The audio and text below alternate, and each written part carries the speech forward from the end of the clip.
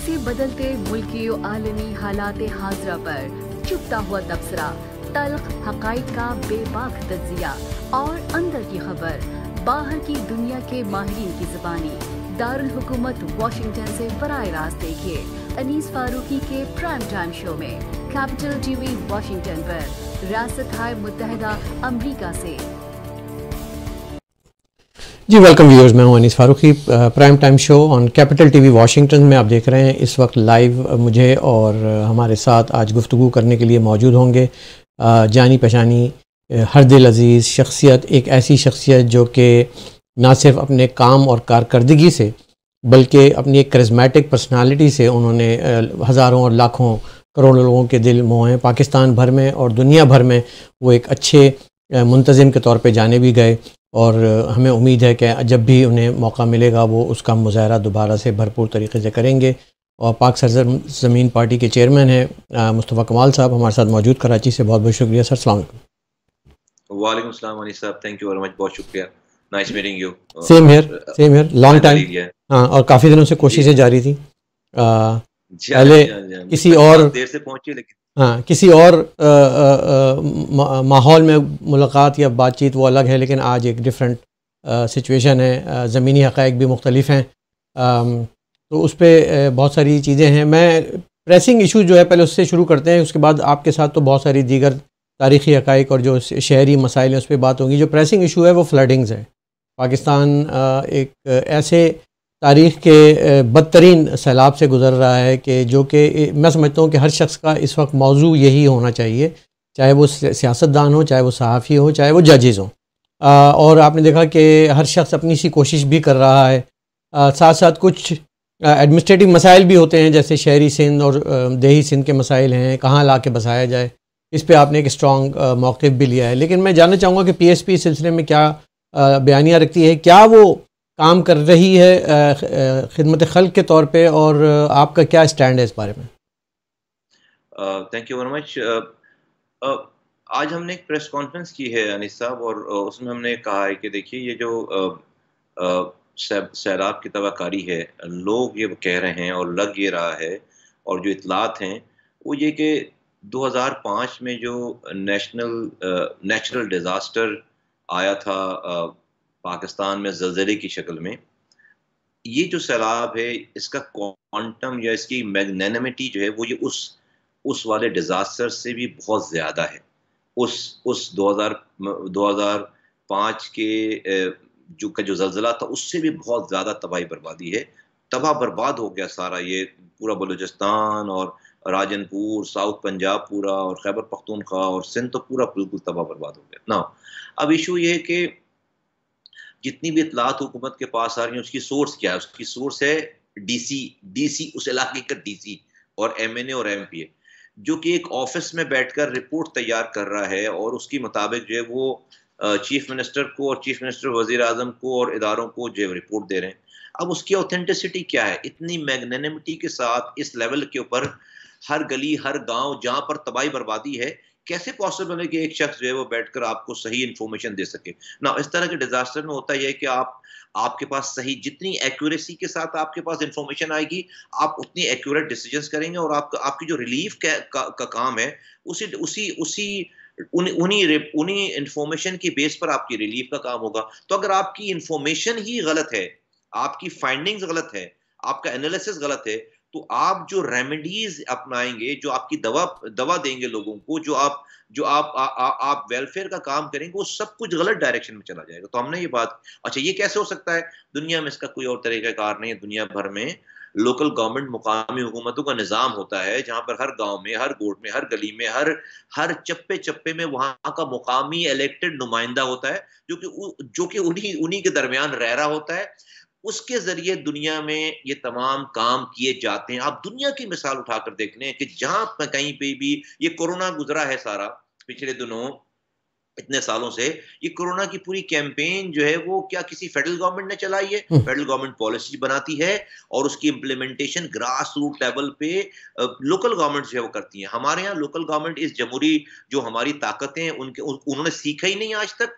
इख्तिदार और इख्तियार को नीचे मुंतकिल करना, वो over centralize way of management पे जागीरदाराना वडेराना सोच के तहत इस निज़ाम को चलाते हैं और जिसका खमियाजा जो है पूरे मुल्क को भुगतना पड़ा। तो हमने आज ये बात की है कि आज जिस तरह की जरूरत है इस मुकामी हुकूमतों की, स्ट्रॉन्ग मुकामी हुकूमतों की, तो ये सैलाब की जो तबाहकारी इम्तिहान है, अगर इस इम्तिहान पे भी हमने अगर अपने आप को सही डायरेक्शन पे नहीं डाला तो फिर हम इसकी तबाही बर्बादी को फिर कभी भी रोक नहीं सकेंगे। ये हमने एक तो बात की है। दूसरी, हमने अपने मरकज को कैंप में कन्वर्ट कर दिया है। मुखैर हजरात से जो है वो हम अपील कर रहे हैं कि हमें अजनास और दूसरी मदद की सूरत में हमें लोग मदद करें, रिलीफ दें, हम लोगों तक इसको पहुंचाएंगे। तीसरी बात हमने की है, हुकूमत की तवज्जो दिलाई है लॉ इन्फोर्समेंट एजेंसीज की कि इस जो भी ये मुतासरीन हैं सिंध में ख़ास तौर पर, इनके नाम पर यहाँ कराची की जो लैंड माफिया है, लैंड ग्रैबर्स हैं, वो सरगर्म अमल हो गए हैं। और वो क्या कर रहे हैं कि उनके पास चूंकि 100-150 फैमिलीज होती हैं, वो मुतासरीन, देखिए मुतासरीन को आने में कोई मसला नहीं है, डेफिनेटली उनका सूबा है, उनका मुल्क है, उनका शहर है, कोई भी मुतासर जो है जो जहां जाना चाहे बिल्कुल जा सकता है, don't take me wrong, but इस मुतासरीन की आड़ में अगर कोई लैंड ग्रैबर यहाँ पर जो है वो लोगों की जमीनें कब्जा करके जो है वो लैंड ग्रैबिंग शुरू कर दे, इससे जो है वो होशियार होना चाहिए। और आज मैंने इस तरफ तवज्जो दिलाई क्योंकि ऐसी इतलात कराची में स्कीम 33 की तरफ इस तरह की इतलात आ रही हैं। तो ये कुछ है जो हम कर रहे हैं और वी आर वेरी विजिलेंट। नहीं, बेहतरीन है, क्योंकि इस वक्त तो मैं समझता हूँ कि एक ऐसा मंजर हमें देखने की ज़रूरत है कि मुराद अली शाह बैठे हुए हैं, साथ में मुस्तफ़ा कमाल बैठे हुए हैं, साथ में और जमात इस्लामी बैठी हुई है और एक मैराथन हो रही है। लेकिन बहरहाल अगर आप इनफरादी सतह पे, पार्टी की सतह पे भी आपने अपना जो पाकिस्तान हाउस है उसको कैंप में तब्दील कर दिया है, वंडरफुल जेस्चर। और मैं चाहूँगा कि आप अपील करें अपने वीडियोज़ के ज़रिए, वीडियो लॉग्स के ज़रिए, आप भी टिकटॉक पे आएँ, आप भी थोड़े से मशहूर हों, क्योंकि कुछ लोग अब टिकटॉक को भी इस्तेमाल कर रहे हैं, तो वो भी एक ज़रिया है। लेकिन अब हम अपने शहर के जो मसाइल हैं, देखें वहाँ हम तो वैसे ही पानी को तरस रहे थे, अल्लाह ने ऊपर से और सारा पानी दे दिया, लेकिन उस पानी को ना तो हम ज़ख़ीरा कर सकते हैं, ना हम उसको रोक सकते हैं, ना उस पर कोई बंद बांध सकते हैं। और हमारी, आपने देखा कि पाकिस्तान की पूरी फसल तबाह हो गई, शहरी इलाके पूरे होटल बह गए। 75 साल में मैं समझता हूँ कि हम शायद आज तक यही करते हैं कि इमदाद जमा करने में बड़े माहिर हो गए। हम फंड रेजिंग बड़ी अच्छी कर लेते हैं, लेकिन प्रोएक्टिवली कोई काम नहीं करते। आपने जब निज़ामत की थी तो आपने प्रोएक्टिवली शहर की मनसूबाबंदी की थी, और जिसका हम समरात आज भी देखते हैं, चाहे वो सड़कों की सूरत में हो, चाहे वो सीवरेज की सूरत में हो, चाहे वो K3 की सूरत में हो। फिर K4 अनफॉर्चुनेटली वो डब्बे में फ़िल्म बंद हो गई। तो उस फिल्म को दोबारा कैसे खोला जाए और उसके कौन जिम्मेदार हैं, आप किन को करार देते हैं? देखिए अनीस साहब, आपने आपकी गुफ्तगू की इब्तिदा में जो अल्फाज आए उससे ही मैं लेकर चलता हूँ।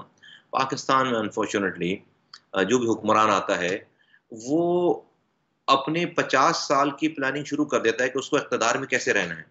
उसको वो मंसूबों पे नहीं जाता। वो जिस दिन से वो हुक्मरानी की सीट पर आता है, फिर वो इस काम पे अपना सारा वक्त लगाता है कि उसको आगे इख्तिदार कैसे बचाना है और अगले 50 सालों तक उसको जो है वो इस इख्तिदार की कुर्सी से चिमटे कैसे रहना है। तो उस चक्कर में वो सारी जोड़ तोड़ करता है, वो सारी दुश्मनियां करता है, वो सारी दोस्तियां करता है, वो सब चीजें उसका मरकज जो है अगले 50 साल अपनी कुर्सी को बरकरार रखना। अनफॉर्चुनेटली जो है वो हमारे यहाँ किसी ने अगले 5 साल को मुल्क को क्या पॉलिसीज और उसके बाद क्या जनरेशन को देकर जा रहा है, इसके ऊपर आज तो यही वजह है कि आप एडोकिज्म पे काम चल रहा होता है सारा, और एडोकिज्म पे सब चीजें चल रही हैं। आपने जिक्र किया कि K3 अल्लाह के शुक्र है कि अल्लाह ताला ने हमारे हाथों से बनवाया। K4 मैंने कंसीव किया और 2008 में K4 को शुरू करके गया और वो फिल्म जो है वो डब्बे में बंद हो गई। 2014 में उसको उन्होंने शुरू किया है और शुरू करके हर हुकूमत जो आई है उसके बाद उसको कहती है कि इसका डिजाइन सही नहीं है। और अभी ये जो हुकूमत भी है इसने 2 साल पहले उसका कहा, 2 साल लगाए कि इसका डिजाइन सही नहीं है, बाद में पता चला कंसल्टेंट ने कहा कि नहीं डिजाइन सही है। और फिर उसके बाद ये तहरीक इंसाफ की जब हुकूमत आई तो उन्होंने कहा भाई चूंकि इसकी फंडिंग थी 50% प्रोविंशियल और 50% जो है वो फेडरल, तो उन्होंने कहा नहीं हम ये प्रोविंशियल 50% ये नहीं दे रहे, तो हम ये पूरा प्रोजेक्ट हम करेंगे 100%। उन्होंने अपने जिम्मे लेकर उन्होंने ले तो लिया, हेडिंगें लग गई, इमरान खान साहब ने बात कर ली, लेकिन अनफॉर्चुनेटली ग्राउंड पे उस काम को किसी की विल नहीं है कि उसको एग्जीक्यूट करें, तेज काम करें, उसको करें, तो वो फिल्म जो है वहीं की वहीं रुकी हुई है। मुझे लगता है कि ये K4 अल्लाह ताला ने हमारे हाथों से बनवाना है। K4 बने बगैर 260 मिलियन गैलन पानी कराची नहीं हो नहीं सकता। आएगा, और कराची का जो शॉर्टफॉल है, ये शॉर्टफॉल जो है वो कम नहीं होगा। और सिर्फ K4 लाने से काम नहीं चलेगा। K4 किंजर लेक से 130 किलोमीटर कराची तक पानी आएगा। अब जी कराची आने के बाद बल्दिया टाउन कैसे जाएगा, औरंगी कैसे जाएगा, फिडलबीरिया कैसे जाएगा, नॉर्थ कराची कैसे जाएगा, या लियारी कैसे जाएगा, या गिडाप टाउन कैसे जाएगा, या क्लिफ्टन कैसे जाएगा? उसके लिए मेन ट्रंक्स लाइन जलनी, जिसको हम अपनी जुबान में ऑगमेंटेशन कहते हैं, जी कि उसकी ऑगमेंटेशन होनी शहर की। प्लान ये था कि द मोमेंट ये काम हो रहा हो, पैरेलल आप शहर में ये काम कर लें। ऐसा ना हो कि पानी पहले आ जाए शहर तक और पता चले लोगों तक पहुंचे ना, क्योंकि लोगों के लिए तो मेन ट्रंक्स आपने डाली नहीं है। तो उसके साथ साथ पैरेलल ये काम होना था, वो भी तकरीबन 10 से 12 अरब रुपए का प्रोजेक्ट है। वो उस काम का कुछ अता पता नहीं, इसलिए उनको फिक्र ही नहीं है। जब ये K4 ले भी आएंगे, फिर शोर होगा, अरे भाई अब पानी इसको पहुंचाएं कैसे? तो चूंकि किसी की विल नहीं है, किसी की ओनरशिप नहीं है, तो किसी को ये बात जो है वो समझ नहीं आती, ये बात करता नहीं। मुझे लगता है कि अल्लाह ताला ने इंशाअल्लाह ताला मौका दिया तो ये K4 हमारे हाथों से कंप्लीट होगा। दिन और रात करेंगे, ना कि सिर्फ कंप्लीट करेंगे, जो K3 का पानी आज हमारा चोरी होकर हमें हाइड्रेंट बनाकर टैंकरों से हमें बेचते हैं, पानी अरबों रुपए का पानी बेचते हैं, इस लीकेजेस को बंद करेंगे ताकि जो पानी एग्जिस्टिंग है वो हमारे पास आए, और नया पानी आएगा तो उस नया पानी को हर इलाके तक, टाउन्स तक पहुंचाने का उसका इंतजाम करेंगे। तो इंशाअल्लाह ताला इसकी बेहतरी आएगी कराची में। यानी कि हल सिर्फ जमात इस्लामी नहीं है बल्कि हल सिर्फ PSP है इस वक्त, मैं समझ। देखिए हल सिर्फ अगर जमात इस्लामी जो होती तो जमात इस्लामी नेमतुल्लाह साहब के कामों को ओन करके उसको सेल कर रही है। नेमतुल्लाह साहब अब इस दुनिया में मौजूद नहीं है, अल्लाह ताला उनको जवार रहमत में जगह अता फरमाए। लेकिन नेमतुल्लाह साहब जाते जाते अपनी रूह किसी को ट्रांसफर करके नहीं गए। नेमतुल्लाह साहब अपनी रूह अपनी साथ लेकर गए। अगर जिंदा लोगों में किसी के पास काम का तजुर्बा है, किसी के हाथों से ये शहर बना है, तो वो मुस्तफ़ा कमाल है। ये इसी तरह से है कि अगर एक हॉस्पिटल में कोई सर्जन ऑपरेशन कर रहा है, उस हॉस्पिटल में कोई एडमिनिस्ट्रेशन पे भी बैठा होगा, रिसेप्शन पे भी बैठा होगा, अकाउंटेंट भी होगा। एक 5 सालों के बाद रिसेप्शन पे बैठा हुआ आदमी बोले, यार मैंने 5 सालों तक ऑपरेशन होते हुए देखा है, अब 6ठे साल से ऑपरेशन 2 मरीज मैं भी ऑपरेट करूंगा। तो क्या जो मरीज के लोग होंगे, उसके घर वाले होंगे, वो मरीज को हवाले करेंगे? जैसे कि भाई ऑपरेशन तो वो सर्जन करेगा, सर्जन ही जो है वो उसका क्वालिफाइड है। इस शहर की आज जो पोजीशन है और जितना क्रिटिकल है ये शहर भी बीमार हो गया है। इसको अच्छे डॉक्टर, अच्छे सर्जन की जरूरत है। और आज इस शहर के कामों का तजुर्बा रखने वाला सर्जन और डॉक्टर तो मुस्तफा कमाल है। मैं लोगों लेकिन उसके लिए आपको फिर भाई बल्दियाती निज़ाम में आना पड़ेगा ना, जीत कर आना पड़ेगा, और अपने पूरे शहरी सिंध में आपको सीटें लेनी पड़ेंगी, कामयाबी हासिल करनी पड़ेगी। तो वो एक इलेक्टोरल प्रोसेस तो है ना आपके सामने, एक चैलेंज। जी, जिससे तो हम इस लोकल गवर्नमेंट के इलेक्शन में हमने तकरीबन 200 के करीब हमारे पैनल्स खड़े हैं कराची से, और इसी तरह से हैदराबाद के तकरीबन जो है वो 80% इलाकों से हमारे पैनल सारे खड़े हैं। और हम लोगों को यही कह रहे हैं कि भाई ये जो आज ये कराची जो है, अगर इन पार्टीज ने ठीक करना होता तो सब तो हुकूमत में हैं, तो ठीक कर चुके होते। तो ये तो 12 साल हो गए मुझे इस ओहदे को, इस जगह को छोड़े हुए, लेकिन कराची मेरा बनाया हुआ कराची तो कोई संभाल नहीं सका, बनाना तो दूर की बात है। और मैं समझता हूं कि हम ही इसको ठीक कर सकते हैं। और नहीं, आप तो ठीक कर सकते हैं मुस्तफा भाई, मैं बिल्कुल इस पे बिलीव भी करता हूं और बहुत सारे लोग इस पे यकीन रखते हैं। लेकिन ये जो नैरेटिव है, ये जो नारा है, ये हम तक पहुंच नहीं पा रहा है, ये आवाम तक पहुंच नहीं पा रहा है। क्या आप लोगों की सोशल मीडिया टीम या आप लोगों की PR टीम या आपकी जो है प्रेजेंस वो कम है कि जमात इस्लामी, हल सिर्फ जमात इस्लामी, मुझ जैसे शख्स की जो कि मैं बहुत ज़्यादा बिलीव नहीं करता कि ज़बान पे भी यही नारा आ रहा है कि हल सिर्फ जमात इस्लामी, हालांकि मुझे मालूम है वो हल नहीं है, वो एक मुनाफिक सोच रखने वाली शहर की दुश्मन जमात है, जिसने आपके बनाए हुए ड्रेनेज में जो है ना प्लास्टिक के थैलियाँ फंसवा के आपको नाकाम बनाने की, दिखवाने की कोशिश की। मुझे वो दिन अच्छी तरह याद है। तो वो तो मैं बिलीव नहीं करता, एंड आई स्ट्रांगली बिलीव कि आप जैसे लोग ही जो है इसकी जो इनसाइट समझते हैं, लेकिन वो नज़र नहीं आता। तो क्या वजह है कि कहाँ पे फेलियर है आपका? अनिल भाई, सबसे बड़ी बात यह कि हमारे पास पैसा नहीं है, हमारे पास फंड नहीं है। ये आजकल ये सारा काम पैसे से होता है।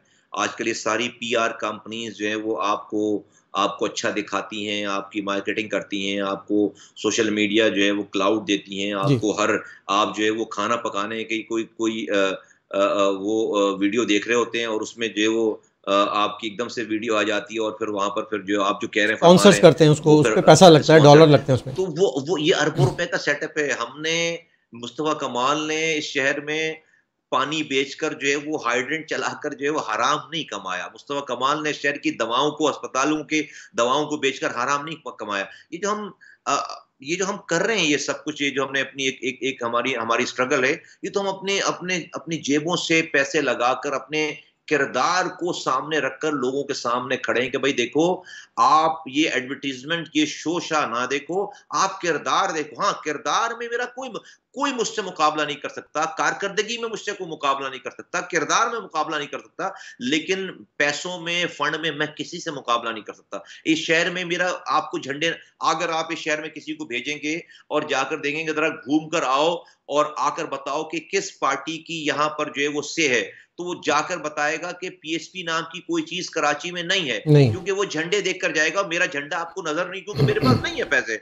और सोशल मीडिया की आप बात करें, ये अरब लाखों, कई रिपोर्ट्स है कि भाई लोगों ने कई बिलियन रुपीस का अपना बजट रखा हुआ है, चीजें रखी हुई, अलग अलग टीमें बिठा रखी हैं। तो आपको डेफिनेटली मेरी ये बात आम लोगों तक पहुंचने में इसकी वजह से प्रॉब्लम आ रही है। फिर पाकिस्तान में देखिए, जब आप सच बोलते हैं ना, उसमें कोई चस्का नहीं हो और उसमें कोई उसके अंदर मिर्च मसाला ना हो, तो वो चीज जो है वो बहुत आसानी से नहीं बिकती, उसको फिर टाइम लगता है। देखिए, सच को टाइम लगता है। आज मैं मारने मरने की बात करूं, आज मैं 2 हादसा, 2 सानियात क्रिएट कर दूं, तो आप देखें कि जो है वो 10, 12, 20, 50 लोग मर जाएं, और आप देखें कि मुस्तफा कमाल नजर आ रहे होंगे। हम जिस पार्टी में थे, जिस पहले रहे, तो वो सानेहात के ऊपर बिल्ड हुई पार्टी। कस्बा अलीगढ़ का सानिया मिला, सोराब गोड का सानिया मिला, 30 सितंबर जो है वो का सानिया मिला, पक्का किला का सानिया मिला, और सानेहात, फिर 92 का ऑपरेशन मिला, फिर तो सानेहात के ऊपर जो है वो चीजें जो है वो चलती चली गई। लोगों ने अकल शऊर को एक तरफ रख के गुस्से में, चीजों में लग गए कि भाई मुस्तफा कमाल ने अभी तक जो है वो न किसी को हथियार दिया है, न किसी के ऊपर गोली चलवाई है, और ना मैं इस लाइन पर जाना चाहता हूँ। मैं सच बोल रहा हूँ, कारकर्दगी बेच रहा हूँ, किरदार बेच रहा हूँ, और ये स्लो ही इफेक्ट करता है। लेकिन अल्लाह का शुक्र है कि आज हमारे सामने इस शहर में जितनी भी पार्टीज को जीती या वो जितवाया गया, वो एक एक करके सब नाकाम हो गई हैं, और इस शहर जो इस वक्त जो है वो ज़बू हाली का शिकार है।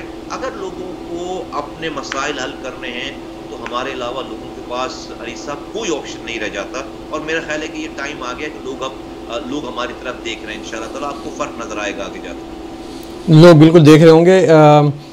इलेक्टोरल प्रोसेस है बल्दिया का, और मुझे उम्मीद है कि लोग गौर करेंगे, सोचेंगे, और अपने मसले के हल के लिए, सियासत में पढ़ने के बजाय मसले के हल के लिए सही फ़ैसला करेंगे, ताकि वो सही लोगों को मुंतखब करके ला सकें। और लेकिन साथ साथ एक और मसला भी है कि आप चूँकि शहरी सिंध और उर्दू बोलने वाले और कराचीइट्स को ज़्यादा रिप्रेजेंट करते हैं, और कराचीइट्स को रिप्रेजेंट करने वाले और भी बहुत दावेदार हैं शहर में। 3-4 कंपनियाँ और खुल गई हैं, बल्कि कुछ पुरानी हैं, कुछ नई खुली हैं, कुछ उसी कंपनी में से जो है ना सब कंपनियाँ भी बनी हैं, कुछ सब कॉन्ट्रैक्टर हो गए। तो वो फिर इस मसले को कैसे हैंडल करेंगे आप, क्योंकि लोग कंफ्यूज हैं। मैं आपको डायरेक्ट बताता हूँ कि महाजिर अवाम कंफ्यूज हैं कि हमारा नुमाइंदा कौन है, हम लावारिस हैं, हमारा वारिस कौन है। देखिए, मैं तो इस वाली बात को अनिस साहब नहीं एक्सेप्ट करता कि मुहाजिर लावारिस है। मुहाजिर लावारिस हमारे होते हुए कैसे हो सकता है? हम क्या आइसक्रीम बेच रहे हैं? नहीं, ऐसा नहीं है। मुहाजिर बिल्कुल लावारिस, मुहाजिर लावारिस हमारे आने से पहले था कि एक तकरीर पर दर्जनों मुहाजिर नौजवान उड़ जाता था, फिर अगली तकरीर होती थी, फिर दर्जनों उड़ जाता था, मस्शुदा लाशें मिल रही थी, हर तीसरे दिन झंडे में लपेट कर नौजवान को आप शोधा कब्रिस्तान में दफन कर रहे थे। 15,000 लड़का जो अपने घरों पर नहीं सो पा रहा था, पकड़ा जा रहा था, मारा जा रहा था, जेल भरे चले जा रहे थे। जिस दिन से मुस्तफा कमाल और अनीस कायम खानी आए हैं, मुहाजिर लावारिस उस दिन से नहीं रहा। मुस्तफा कमाल ने भरे जलसों में और बंद कमरों में बबांग दौल ये बात की है कि एक दफा मेरी कौम के नौजवानों को माफ करो, जिस तरह से आप दूसरी जगहों पे लोगों को माफ करते हैं, एंटी एयरक्राफ्ट गने लेते हैं और उनको जो फूलों का गुलदस्ता पेश करते हैं। मेरे पास 550 से जायद माएँ आई मुहाजिर नौजवानों की, जो कि मेरे कारकुनान नहीं थे, एमक्यूएम के कारकुनान की माएँ थी। वो आए जिनके बच्चे लापता थे। आज अनीस साहब मेरे पास 555 की जो लिस्ट थी, उसकी तादाद आज सिर्फ 25 रह गई है। 23 या 25 रह गई है। जो लोग लापता अभी भी हैं, वरना तमाम 525 माओं को उनके बच्चे लाकर अल्हम्दुलिल्लाह अल्लाह ताला ने हमें जरिया बनाया, उनको लाकर वापस दिया और आज वो अपने घर में रह रहे हैं। फिर एक लड़का, मुहाजिर लड़का जो एमक्यूएम का कारकुन था या जो कारकुन नहीं था, जिसके घर पर एक तकरीर पर रेंजर्स आती थी, आज कोई घर से भागता हुआ नहीं फिर रहा, कोई घर से। जेलों की तादाद जो कि हजारों में थी, आज जो है वो चंद दर्जन लोग रह गए हैं और वो भी इंशाअल्लाह ताला आ जाएंगे। तो और आज 6 सालों से शोधा कब्रिस्तान में ताले पड़ गए। आज 6 सालों में मेरे आने के बाद एक भी लाश नहीं गई है। 22 आदमी रोजाना एवरेज मर रहा था शहर में। लोग आज पढ़ने लिखने की तरफ अपने बच्चों को लेकर जा रहे हैं, कारोबार की तरफ लेकर जा रही है। जो आप और मैं मसाइल के ऊपर डिस्कशन कर रहे हैं ना, कि पानी नहीं है, हमें जॉब नहीं है, हमारी तालीम नहीं, ये क्यों कर रहे हैं? ये इसलिए कर रहे हैं कि आज मैं मर नहीं रहा, आज मुहाजिर मर नहीं रहा, तो मैं और आप इस टॉपिक को डिस्कस कर रहे हैं कि भाई मेरा मसला क्या ओरिजिनल, मेरा कोटा सिस्टम है, मुझे पानी नहीं मिल रहा, मुझे सेवरेज नहीं है, मुझे तालीम नहीं दे रहे, मुझे नौकरी नहीं दे रहे। लेकिन अगर यहाँ पर शहर में 22 लोग रोजाना मर रहे होते हैं अनीस भाई, और 5 लोग रोजाना, 10 लोग रोजाना लापता हो रहे होते, खुदा की कसम आप पानी की बात नहीं करते, खुदा की कसम आप जो है वो सेवरेज की बात नहीं, खुदा की कसम आप जो है वो तालीम की और जो है वो जॉब की बात नहीं करते। मैं और आप बैठकर घंटों जो है वो लापता लोगों की बात कर रहे होते, मैं मरने वालों की बात कर रहे होते, ऑपरेशन की बात कर रहे होते, और जो है वो लाशों की बात कर रहे होते। आज अल्लाह का शुक्र है, हाँ मसाइल है। पीपल्स पार्टी ने 14 सालों में इस शहर को उधेड़ कर रख दिया है, हैदराबाद को उधेड़ कर रख दिया। लेकिन इसमें भी कसूर किसका है?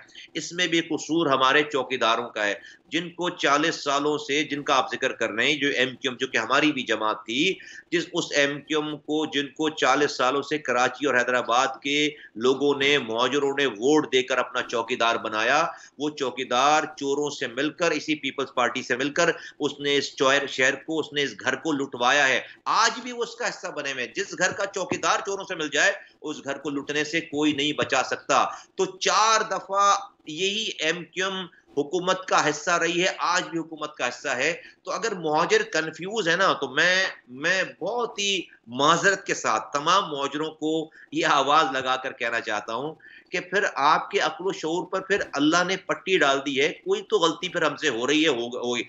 इस तमाम हालात और वाकयात पे आपको क्यों कंफ्यूज होना चाहिए? क्या आपके सामने सारी चीज अब खुलकर, भाई मुझ पर चले, 6 साल पहले आप ये इल्जाम लगाते थे मुस्तफा कमाल गद्दार है, एजेंसियां लेकर आई हैं और मुहाजिरों को मारने के लिए आया है। 6 साल में बताओ कि मुस्तफा कमाल ने किसी एक मुहाजिर को पत्थर मारा हो, किसी एक मुहाजिर को मुस्तफा कमाल की वजह से खराश आई हो, किसी एक मुहाजिर के घर पर मुस्तफा कमाल पुलिस लेकर गया हो, किसी एक मुहाजिर के दफ्तर के ऊपर मुस्तफा कमाल ने जाकर जो है वो कब्जा किया हो, किसी एक मुहाजिर को मुस्तफा कमाल से कोई परेशानी आई हो।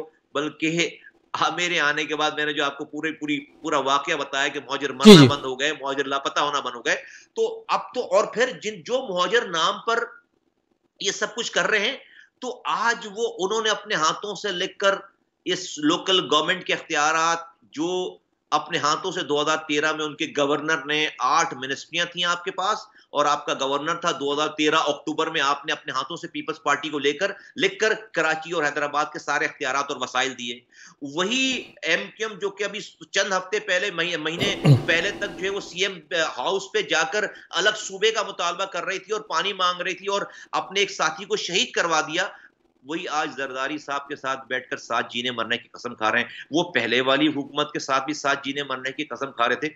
तो ए मुहाजिरो, तुमने 40 सालों में एक मुस्तफा कमाल के काम के अलावा, मुझे इनका 14 सालों तक गवर्नर रहा, इनके वफाकी वजीर रहे, इनके पास 10 सालों तक हेल्थ मिनिस्ट्री रही, इनके पास 10 सालों तक इंडस्ट्रीज की मिनिस्ट्री रही, इनके पास 5 सालों तक जो है वो होम मिनिस्ट्री रही, जिसके पुलिस का डिपार्टमेंट रहा, इनके पास एक्साइज मिनिस्ट्री रही, इनके पास लातादाद वजारतें रहीं। मुझे बताओ कोई एक शोबे में कोई एक काम किसी एक आदमी को बताओ मुस्तफा कमाल के अलावा। कहते हैं भाई एमक्यूएम जो है ना वो है कॉमन फैक्टर मुस्तफा कमाल के काम में, मान लेते हैं। तो भाई एमक्यूएम हैदराबाद के मेयर के साथ भी थी। मुस्तफा कमाल अगर वर्ल्ड इकोनॉमिक फोरम में 12 तेजी से तरक्की करने वाले शहरों में बुलाया जा रहा है, तो 13वां शहर फिर जो है वो हैदराबाद भी होना चाहिए था। अगर फॉरेन पॉलिसी मैगजीन मुस्तफा कमाल को मेयर ऑफ द मोमेंट कह रही है, तो फिर मेयर ऑफ द मोमेंट में फिर हैदराबाद का भी नाम आना चाहिए था, किसी गवर्नर का भी नाम आना चाहिए, किसी वजीर का भी नाम आना चाहिए। मैं इससे पहले भी वजीर एमक्यूएम के और मेयर रहे, मेरे बाद भी रहे। तो सारी कारकर्दगी, तजुर्बा, सारी किरदार, सारी ईमानदारी, सारी कारकर्दगी ये मुस्तफा कमाल को सिखाकर और समझाकर एमक्यूएम ने सब कुछ चोरी करने पे लगा दिया, सबको जो लूटने पे लगा दिया। तो ये बात गलत नहीं है। ये बात अगर मुहाजिरों को आज भी नहीं समझ में आएगी बात, तो फिर मैं समझता हूँ कि देखिए अल्लाह ताला के निज़ाम से मैं लड़ तो नहीं सकता। अगर अल्लाह ताला को हमारे अच्छे दिन मंजूर नहीं है तो हमारे अक्ल शऊर पर पर्दे पड़े रहेंगे। वरना अगर खुली आंखों से देखेंगे, अपनी तासुब और अपनी जो है वो अकरबा परवरी और अपनी पता नहीं कौन कौन सी ऐनकों को उतार कर देखेंगे, तो आपको साफ नजर आ जाएगा कि कौन मसीहा है और कौन आपको लूटने वाला है। आपने बात की एमक्यूएम की कि एमक्यूएम 2016 फिर 2016 के बाद उसकी कारकर्दगी क्या रही या उन्होंने क्या हासिल किया, वजारतें ली, पैसा भी बनाया, सब कुछ किया। तो मेरा एनालिसिस ये है, मैं जब किसी को बताता हूँ मैं कहता हूँ एमक्यूएम के दो पार्ट हैं। पार्ट 1 एमक्यूएम 2016 से पहले जब वो एक फ़ोन पे चलती थी, और पार्ट 2 2016 के बाद जब वो एक और फ़ोन पे चलती थी। तो ये जो फ़ोनों पे चलने वाले लोग होते हैं, फिर ये आवाम के लिए शायद इतना काम नहीं करते, वो किसी न किसी और के लिए काम कर रहे होते हैं।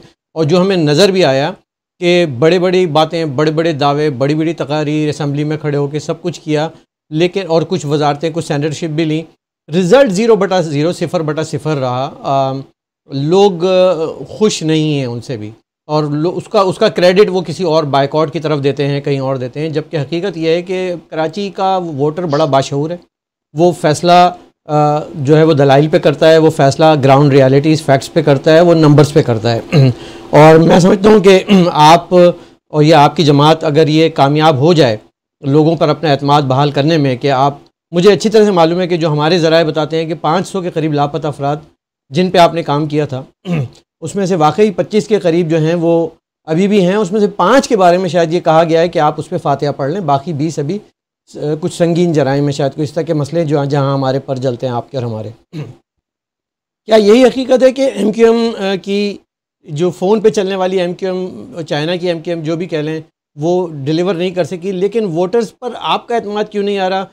कुछ लोग ये भी कहते हैं कि आपने इब्तिदा में जो ज़बान इस्तेमाल की क़यादत के लिए, वो शायद नामुनासिब थी, शायद आपने बाद में उसको रियलाइज़ भी किया।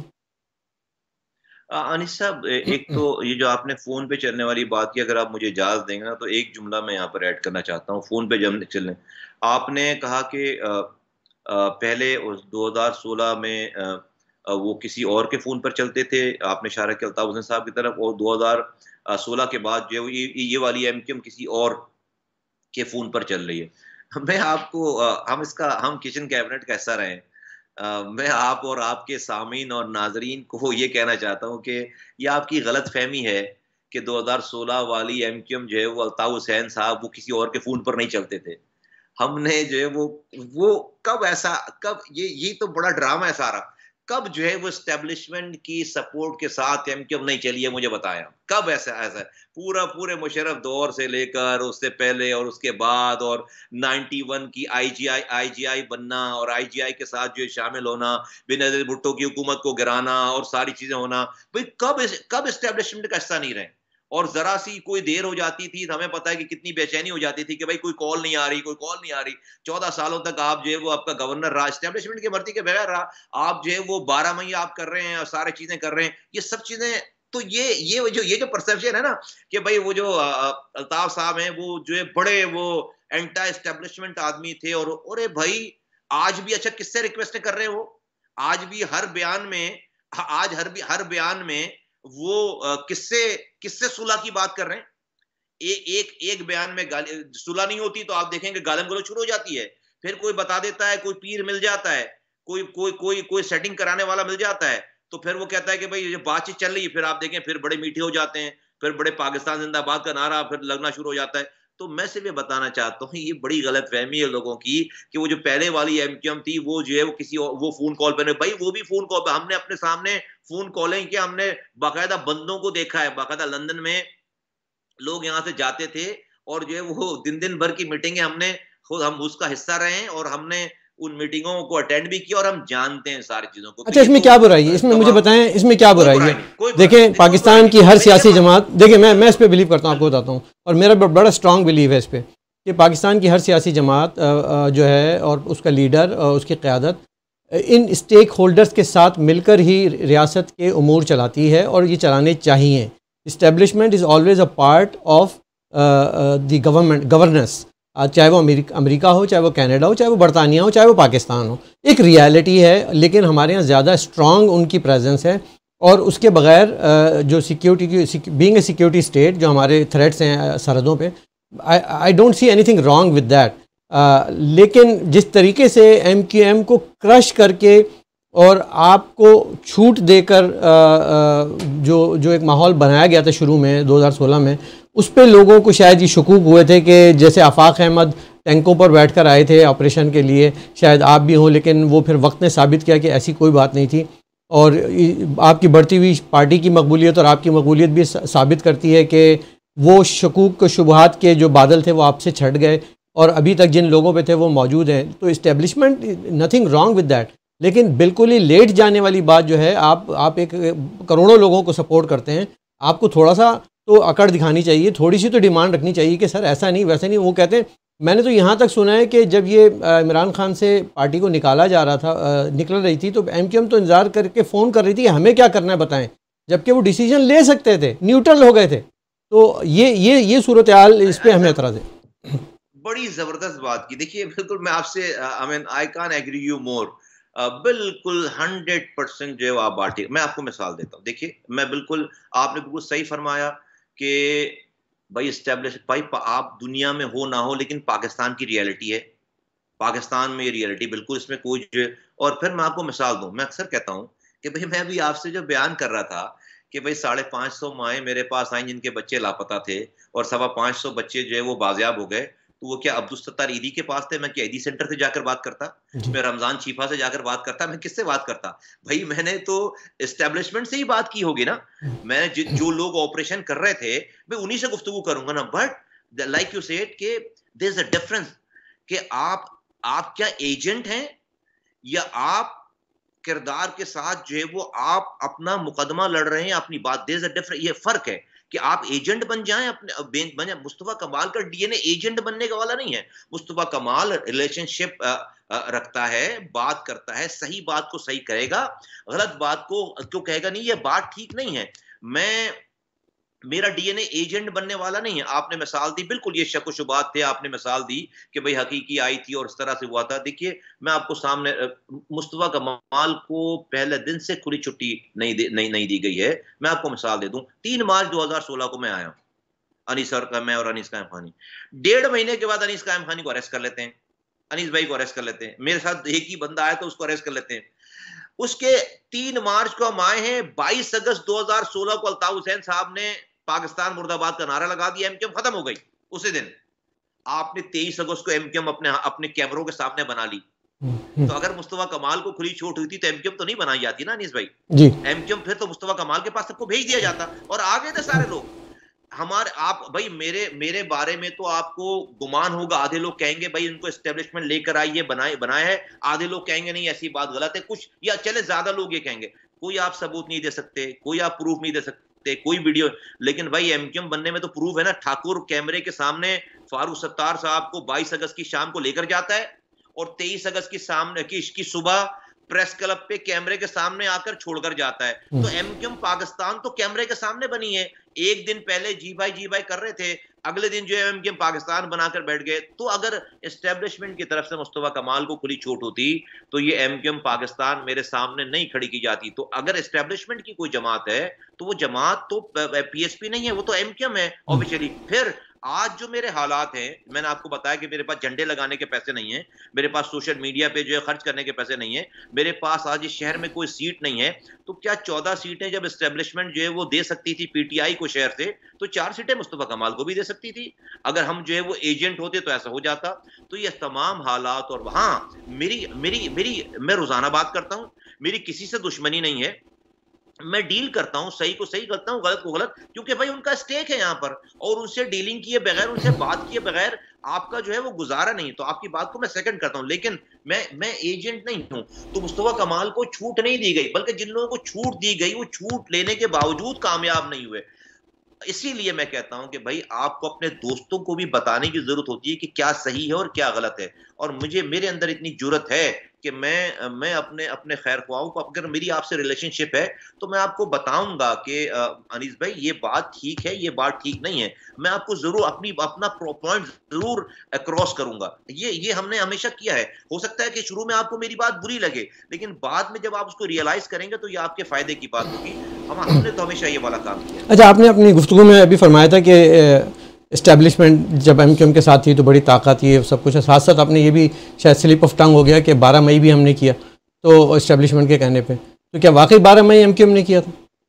देखिए, इस पे तो इतनी गुफ्तगू हो गई ना कि 12 मई जो है वो इतनी गुफ्तगू हो चुकी है कि भाई अब इसके ऊपर तो 12 भाई MQM के ऊपर तो इल्जाम है ना कि 12 मई जो है वो MQM ने एस्टेब्लिशमेंट के कहने पर जो है वो 12 मई जो है वो किया वहां पे। और ये तो इतनी दफा जिस तरह 2018 के इलेक्शन पे गुफ्तगू हो चुकी है कि नहीं, तो हक़ाइक़ तो पता चले ना इसको। हम अपनी मेमोरी तो रिफ्रेश करें ना ज़रा, कि मतलब क्योंकि इल्ज़ाम पूरा पाकिस्तान लगाता है MQM पे, और इनडायरेक्टली मैं समझता हूँ कि इल्ज़ाम महाजिर कौम पे भी लगता है कि मतलब ये एक बड़ी टेररिस्ट और जंगजू और हुर्रियत पसंद कौम है, और ये मतलब हथियार लेके निकल आई थी। और दूसरी जानिब तो शायद फूल पेश किए जा रहे थे, और आपने देखा कि मतलब आज TV पे तो कैमरे नस्ब कर दिए गए थे, एक जानिब पॉइंट करके कि यहीं से फायरिंग हो रही, बाकी तो कोई कर नहीं रहा। तो फैक्ट्स भी तो सामने आने चाहिए ना।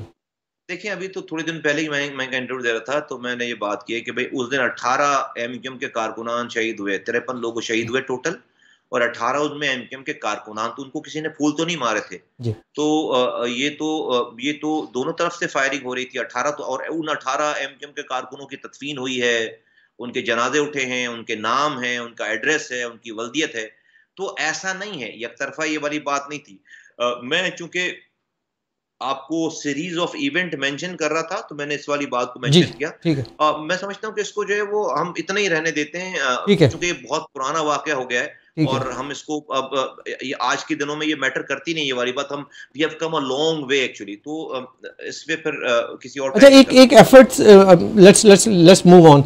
एक एफर्ट्स करने, लोगों की ख्वाहिश भी है, हम जैसे लोग भी इसमें शामिल हैं, कि कुछ ऐसी यूनिटी की फ़ज़ा बन जाए कि कम से कम कुछ हम ख्याल लोग जो लोगों में अपना एक पॉइंट ऑफ व्यू रखते हैं, लोग उनकी बात समझते हैं, वो एक प्लेटफॉर्म बन के थोड़ा सा लार्जर पिक्चर पेश करें महाजिर कौम की रिप्रेजेंटेशन के लिए। उसको हम यूनिटी का लफ्ज़ देते हैं, इत्तेहाद का लफ्ज़ देते हैं। तो उसमें बहुत से लोग आपके घर भी आए, फ़ारूक सत्तार भी आए, और भी दीगर लोग। क्या मुमकिन है कि फ्यूचर में इलेक्शन में कोई अलाइंस या वोट एडजस्टमेंट या सीट एडजस्टमेंट करके जो सीटें हैं वो कहीं और ना जाएं, बल्कि अपने लोगों के पास ही रहें? क्या इसकी क्या इम्कानात हैं? अनिस साहब, मुझे किसी के साथ कहीं भी बैठने में, बात करने में कोई प्रॉब्लम नहीं है।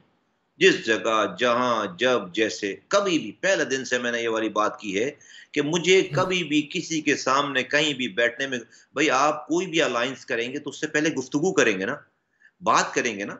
आपका पॉइंट ऑफ व्यू सुना जाएगा, आप मुखालिफ का पॉइंट ऑफ व्यू सुनेंगे, फिर कोई साथ आपके कोई जो है वो कुछ कुछ ऐसे लोग बैठे हों जो कि कौम के आपके लोग हों, जो कि सही बात की तरफ तवज्जो, गारंटर्स हों, तवज्जो दिला सके, किसी बात का नतीजा निकाल सके, तो आए ना, बैठे ना। मुस्तफा कमाल को भाई जहां, जब, जैसे बोल, आए ना बैठकर। मैं अपनी बात आपके सामने रखता हूं कि कौम के लिए क्या क्या रास्ता ठीक रास्ता है।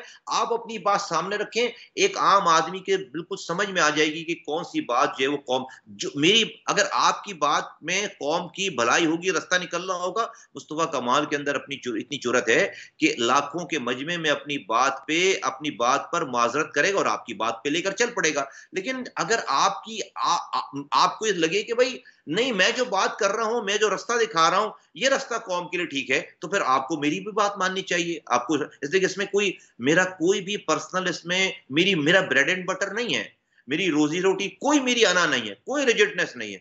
मैं, आपने जिक्र किया भाई बात होगी ना, मैं तो तैयार हूं, जहां, जब, जैसे। लेकिन हमारी कभी कभी इस वाली बात को लोग मजाक उड़ाते हैं, कमजोरी समझते हैं कि भाई चूंकि हमारे पास कुछ है नहीं ना, तो इसलिए हम तैयार हैं, हम बात कर रहे हैं। तो मैं क्या कहूं, मैं इस पे तो मैं कुछ नहीं कह सकता। नहीं, लेकिन वो बातचीत जो है वो, उसमें कुछ एक्सेप्शंस भी तो होंगे ना आपके, कि भाई हो सकता है कि मैं फारूक सत्तार के अलावा हर एक से बात कर सकता हूं, या मैं आफाक नहीं, कोई आप फारूक सत्तार से बात के लिए आप तैयार हैं?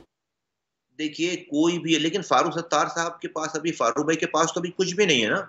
फारूक भाई तो जो है वो अभी खुद जो है वो MQM उनको ले नहीं रही है, उनके मसले मसाइल चल रहे हैं। फारूक भाई के आफाक पास तो हैदर के फिर भी बारे और में आप क्या कहेंगे, आफाक साहब के बारे में क्या कहेंगे? देखिए मैं तो हमने आफाक साहब हमारे साथी शहीद हो गया था। आफाक साहब ने आए थे ना? अपना डेलीगेशन भेजा पहली रात को, हमने उसको वेलकम किया। अगले दिन जनाजे में वो आए, हमने उनका शुक्रिया अदा किया। हमारी तो कोई लड़ाई नहीं है, कोई दुश्मनी नहीं है भाई। यही मैं कह रहा हूँ ना, हमारे अलग ख्यालात होंगे मुहाजिर कौम के लिए, सूबे के लिए, शहर के लिए, मुल्क के लिए, उनके अलग ख्यालात होंगे। अगर किसी कॉमन जगह पे पहुंचना है तो भाई आइए ना, अपने अपने ख्यालात सामने रखते हैं। मैं अपनी लॉजिक देता हूं कि भाई मैं जो बात कह रहा हूं ये बात क्यों कह रहा हूं। आज की डायनेमिक्स क्या ये 1988 है, क्या ये 1984 है, क्या ये 1986 है? क्या शहर ये वही शहर है जो कि आज से 30 साल पहले था? बिल्कुल। ये आगे आइंदा आने वाला 20 साल के बाद ये शहर क्या होने वाला है? भाई सब रियलिटीज कमरे में बंद करके रखो ना सामने। जब रखोगे सामने, रियलिटीज को सामने रखेंगे तो जो सही बात होगी मुस्तफा कमाल वो बात मानेगा नानिस भाई। बिल्कुल ठीक है, बिल्कुल ठीक। अच्छा, अब एक एक बड़ा कॉन्सेप्ट डेवलप हुआ है, मैं उस चाहूँगा कि आपका उस पर बयानिया ले पाऊँ, क्योंकि अब तक जितने भी ज़िमनी इंतखाबात हुए हैं, ज़िमनी अभी तक कोई मेजर इलेक्शन की बात नहीं हो रही, ज़िमनी इंतखाबात में एक बायकॉट का लफ्ज़ बड़ा सुना गया। उसकी गूंज आपने टिकटॉक पे भी सुनी होगी और यूट्यूब पे भी सुनी होगी, खिताबात में भी सुनी होगी, और उसको बड़ा कामयाबी का एक जो है ना साइन, सिंबल समझा गया। लेकिन एक तो ज़िमनी इंतखाबात में 50% वोट पड़ते हैं, और फिर जो हालात हैं मारूजी शहर के, उसमें भी फिर जो एक नई जनरेशन डेवलप होकर सामने आई है, नया वोटर सामने आया है। आप बॉयकॉट के फैक्टर को किस हद तक इम्पोर्टेंट समझते हैं, और क्या ये एग्जिस्ट करता है या कुछ और है? आई डोंट नो, पता नहीं आप मुझ पर ये बिलीव करें या ना करें। अनीस साहब, अभी आप जब ये कह रहे हैं ना तो मैं ये बात सुन रहा हूँ, और आप जब ये कह रहे हैं तो मैं ये बात सुन रहा हूँ। आप यकीन करें ग्राउंड पर इसकी कोई रत्ती बराबर भी फील नहीं है, रत्ती बराबर। हमने अभी पूरी कैंपेन गुजारी है, चीजें कोई कोई कोई एक एक जैसे कहते हैं ना, ये रत्ती बराबर। हाँ, अगर मैं सब कमरा बंद करके बैठ जाऊं और मैं सोशल मीडिया देखने लगूं तो लोगों के ट्वीट से पता चलेगा कि बाहर कुछ हो रहा है, लेकिन आप जब कमरा खोलकर बाहर उठेंगे, निकलेंगे, तो आपको ऐसा कुछ भी नहीं, कोई ग्राउंड पे इसकी फील नहीं है। मैं लोगों को देखिए, खुश होने में तो कोई कोई कोई बिल नहीं आता ना। खुश फहमी में रहने में कोई बिल नहीं आती। यही इन्हीं चीजों ने तो आज आज मरवाया है कि हम जो है वो अपने एक मखसूस किस्म के जो है वो दरबारियों के बीच में बैठकर जो है वो अपनी वाह वाह करवा कर जो है वो हमने दुनिया फतह कर ली है, और जो है वो बाहर इसकी कोई रियलिटी नहीं। इन्हीं इन्हीं चक्करों में तो, इन्हीं इन्हीं हरकतों ने तो आज हमें यहाँ इस कौम को यहाँ तक पहुंचाया है। तो भाई 23,000 24,000 जो वोट पड़ गए पीटीआई को, 10,000 11,000 वोट पड़ गए जो है वो एमक्यूएम को, सारे और मिलाकर 4-5 हजार वोट पड़ गए, ज्यादा वोट पड़ गए। तो इलेक्शन में, बाई इलेक्शन में जो है वो जिमनी इंतखाबात में और क्या जान लेंगे क्या भाई? और क्या होता है? यही होता है। नहीं, मैं आपको बताता हूँ क्या होता है। नहीं, मैं आपको बताता हूँ क्या होता है। देखें, ज़िमनी इंतखाबात का जो फार्मूला है वो ये कि 50% वोट पड़ जाए तो बड़ी बात है। जैसे अगर 5 लाख का हल्का है तो 2.5 लाख वोटर में से कुछ लोग निकलते हैं, जो कि अच्छा खासा वोटर निकल जाता है। टोटल आपके जो वोट हैं वो 60,000 पड़े हैं सर, वो 60,000 वोट पड़े, बाकी वोटर्स कहाँ हैं? देखें 2.5 लाख वोट तो अनीस भाई, जो जनरल इलेक्शन है ना, उस जनरल इलेक्शन में भी नहीं पड़ते, नहीं पड़े जनरल इलेक्शन में वोट। देखें ये पाकिस्तान के और कराची का आप रेशो निकालें तो आपको यही पैटर्न नजर आएगा। देखिए यही पैटर्न नजर आएगा। देखिए मैं आपको बॉयकॉट याद दिलाता हूँ ना, 93 में हमने बॉयकॉट किया था। अल्ताफ साहब के कहने पर जो है वो नेशनल असेंबली का बॉयकॉट किया था। टीवी नहीं होता था, इतना मीडिया नहीं होता था, सोशल मीडिया नहीं होता था, और उस जमाने में एमपीएस के इलेक्शन एक दिन होते थे और एमएनएस के इलेक्शन एक दिन होते थे। ऑपरेशन चल रहा था तो हमने एमएनए के इलेक्शन का बॉयकॉट किया था, जहां पर 1,80,000 वोट पड़ता था, वहां पर 1,800 वोट पड़े थे, 1,800। और अगले दिन अखबारों में तस्वीरें आई थी कि वो जो प्रिजाइडिंग ऑफिसर्स खवातीन थी वो स्वेटर बुन रही थी, बैठकर स्वेटर बुन रही थी, और कुत्ते लौट रहे थे। ये तस्वीरें थी, मुझे याद है वो मनाजिर जी। उस बॉयकॉट से उस वक्त की एस्टेब्लिशमेंट इतनी परेशान हो गई कि उसने फिर एमक्यूएम को अपने पास बुलाकर हाथ जोड़कर कहा कि खुदा के वास्ते पूरी जगहसाई हो रही है दुनिया भर में, आप जो है वो प्रोविंशियल असेंबली का बॉयकॉट खत्म करें। आप जो है वो दूसरे दिन, 2 दिन के बाद इलेक्शन होने थे, आप वहां पर इलेक्शन, एनआई का तो इलेक्शन हो गया था, उसी वक्त जाकर बॉयकॉट के खत्म होने का ऐलान हुआ, और एमपीएस की कैंपेन चलाए बगैर लोग एमपीएस बने। 1992 की बात कर रहा हूं, और इतने वोट पड़े कि एमएनए अगर जो है वो 1,800 पे बना हुआ है तो एक एक एमपीए जो है वो 60-60 हजार वोट लेकर एमपीए बना था उसी जगह से, उसी जगह। ये होता था बॉयकॉट। तो उसका कोई कंपैरिजन नहीं है, कोई कंपैरिजन नहीं है। आई मीन माजरत के साथ नहीं है, टाइम चला गया। देखिए ये 2022 है, ये 2022 है, चीजें एक्सपोज हो गई हैं। आज मुझे बताएं, मैं बड़े दुख के साथ ये बात कह रहा हूं। मुझे एक तो ये परसेप्शन जो है ना कि भाई मुस्तफा कमाल ने अल्ताफ हुसैन साहब को गालियां बकी। मैं आपको चले खुलकर कहता हूं, मुस्तफा कमाल का पूरे 6 सालों में एक जुमला नहीं दिखा सकते। मुस्तफा कमाल ने आज तक किसी को गाली नहीं बकी। मुस्तफा कमाल ने जो वो आज तक जो वो टीवी पर अल्ताफ हुसैन दूर गया। हाँ, असल में लोगों को मेरी बात शुरू की और अब की बात गाली इसलिए लगती है कि मैंने अल्ताफ हुसैन साहब को कहा कि अल्ताफ हुसैन नशे में धूत तकरीर करते हैं, मेरे लड़के उड़ जाते हैं यहाँ पे। अब ये बात आपको गाली लगती है। ये वाला सच इस टोन में किसी ने बोला नहीं है पहले जी। जब मैं मुस्तफा कमाल से पहली दफा आपने बात सुनी तो आपको ऐसा लग रहा है आपको मैंने गाली तो नहीं बकी आपको, मैं तो वो रुदास सुना रहा हूं। आपने तो कहा आप किचन कैबिनेट का हिस्सा थे, तो क्या आपने नशे में देखा है उनको धुत? हाँ बिल्कुल देखा है, नशे में धुत देखा एक दफा। भाई मैं वो आदमी हूं और 20 लोग और गवाह हैं। 2008 की बात कर रहा हूं, मेरा उरूज था। मैं छोड़कर कराची छोड़कर मैं मेयर था, रात के 2 बजे तस्वीर देख रहा हूं। आधे स्क्रीन पे शाही सैयद हैं, आधी स्क्रीन पर मेरे कायद साहब हैं, और वो नशे में धुत कह रहे हैं तुम अब चूड़ियां पहन लो, पख्तूनों को गालियां बक रहे हैं और नशे में धुत है। हमने 10 दफा आपस में गुफ्तगू करके तार खींचा है, टेलीफोन टीवी वालों को मना किया, खुदा के वास्ते भाई रात को कॉल आया करे 10 बजे के बाद, डायरेक्ट आ जाए कॉलेज तो हमें बताया करो, खुद जा जाके बताइए वाली बात। फिर मैं लंदन गया हूं, जाकर मैंने पैर पकड़े अल्ताफ हुसैन साहब के पैर, मैं कमरे में लेकर गया उनको, जाकर मैंने बिठाकर सोफे पे, मैंने अनीस भाई मैंने पैर पकड़े उनके दोनों पैर। मैंने कहा आपके अलावा हमारे पास कोई और आदमी नहीं है इस कौम के पास, आपने अपना जो हशर कर लिया है, कौम तबाह बर्बाद हो रही है, कौम तबाह बर्बाद हो गई है, आपको अपनी हालत चेंज करनी पड़ेगी वरना मैं जाकर वापस सारा शहर खोद दूंगा, दोबारा गिरा दूंगा सारे ब्रिज। हम वफादार थे, बात मानी, रोने लगे, इमोशनल हो गए, मैं भी रो रहा था, वो भी रो रहे थे, बात मानी। वहीं पर फिर और लोग आ गए कमरे में। वो पहले तो समझे कि मुस्तफा कमाल को गालियां पड़ेंगी, लेकिन मैं तो अपनी बीवी को, अपने बच्चों को बोलकर गया था कि भाई मुझे गद्दार कह देंगे, और अगर मैं बच गया, वहां मुझे नहीं मारा लंदन में, तो अगर मैं बच गया तो मैं पाकिस्तान नहीं आ सकता, तो मैं दुनिया में जहां पे भी मैं जाऊं तो मैं वहां से तुम्हें कॉल करूंगा तो बच्चों को लेकर वहां आ जाना। खुदा की कसम खाकर कह रहा हूं मैं आपको, मैं कसम नहीं खाता, मैं कसम खाकर आपको कह रहा हूं। भाई क्या जरूरत थी मुस्तफा कमाल को करने की? मेरा तो उरूज चल रहा था। 2008 मेरी 2010 में निजामत खत्म हुई है, मेरी मेयरशिप का उरूज था। I was that loyal, that कोई पार्टी में एक आदमी नोबडी हैड दिस गट्स कि वो इस काम को इनिशिएट कर सके। मैं बोलता हूं, मैंने अनीस कायम खानी को तैयार किया, मैंने फारूक सत्तार को तैयार किया, मैंने इशरतुल इबाद को तैयार किया यहां से, और मैं चौथा आदमी था। हम 4 लोग लंदन गए बगैर बताए, और उन चारों में से भी जो है वो कोई जो है वो पहले हाथ पकड़ के उनको नहीं ले गया कमरे में, मैं हाथ पकड़ के उनको कमरे में ले गया, मैंने सोफे पे बिठाया उनको। आप भी जानते हैं उस कमरे में जहां पे मीटिंग होती है, जी 3 सोफे वहां पर, 3 उसमें मैंने उनको बिठाया, बिठाकर मैं जमीन पर बैठकर मैंने पैर पकड़े उनके, और उन्होंने वो इमोशनल हो गए, उन्होंने कहा बात मानी। फिर सारे लोग अंदर आ गए और तारिक मीर साहब से, आज सब तारिक मीर जिंदा है, वहीं से बैठकर हमने अगले दिन की बुकिंग कराई हॉस्पिटल की, जहां पर डिटॉक्सिकेट करते हैं, जहां पर नशा आवर लोगों का इलाज करते हैं, जहां पर डिटॉक्सिकेट करते हैं, और वहां पर उनको अगले दिन जाकर छोड़कर आए, और उससे फिर किसी से मिलने नहीं थे। 48 दिनों तक 48 डेज उनका इलाज चला है, डिटॉक्सिकेट किया उनको, और फिर वो वापस आए तो वो ठीक हो गए थे। फिर मुझे बुलाया वहां पे, क्या हो देखो मैं ठीक हो गया हूं। मैं गया उनको देखने के लिए, I was so delighted and happy कि यार एक हमारा लीडर जो है वो ठीक हो गया माशाल्लाह से, वो शवास में सारी चीजों में फिट हो गई बॉडी। 2.5 से 3 महीने गुजरे, 4 महीने गुजरे, फिर वही भाई पहले की रातें खराब होती थी 10 बजे के बाद की कॉल, फिर शाम खराब होने लगी, फिर दोपहर खराब होने लगी, फिर सुबह खराब होने लगी, फिर तो भाई हफ्तों तक वो हैंगओवर चल रहा था।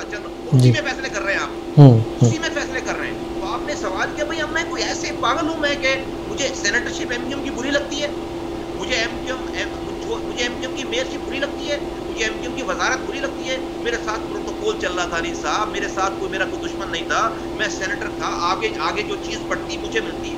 मेरी अल्ताफ हुसैन साहब से क्या दुश्मनी हो सकती है, मेरी एमक्यूएम से क्या दुश्मनी हो सकती है? भाई I was the biggest beneficiary of MQ, I was the biggest beneficiary of Altaf Hussain. मैं तो ब्लू आइट बॉय था, लेकिन भाई मैं अल्ताफ हुसैन मेरा हीरो था इस कौम के लिए, इस कौम की वजह से मेरा।